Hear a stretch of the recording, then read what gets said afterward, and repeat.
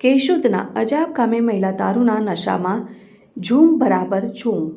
કેશોદના અજાબ ગામે ઘણા સમયથી આવારા તત્વો દારૂ પીને બેફામ બનતા હોય તેવી રજૂઆત કરવામાં આવી હતી. તેની સામે પગલાં ભરવાને બદલે તપાસ હાથ ધરવામાં આવતા એક મહિલા ચિકાર દારૂ પીને રહેણાંક વિસ્તારની શેરી ગલીઓમાં અપશબ્દો બોલીને આતંક મચાવ્યો હતો.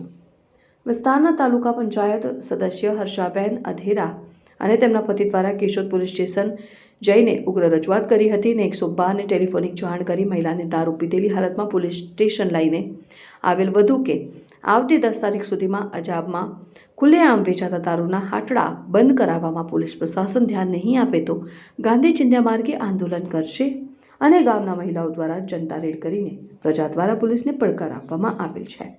રિપોર્ટર અનિરુદ્ધસિંહ બાબરિયા, કેશોદ. આપનું નામ ને? મારું નામ હર્ષાબેન નિલેશભાઈ અખેરા, તાલુકા સદસ્ય અજાબ.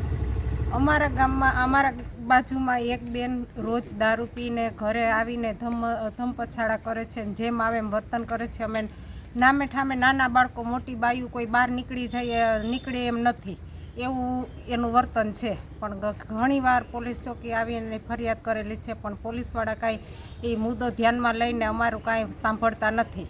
કેટલી વાર તો આવેદનપત્ર આપેલો છે.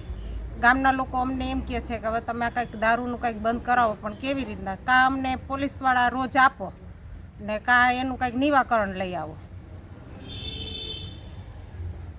આ દારૂ બંધ નહીં થાય તો અમે જનતાને શું જવાબ આપીએ? અમે જનતાને સાથે રાખીને જનતા રેડ કરશું.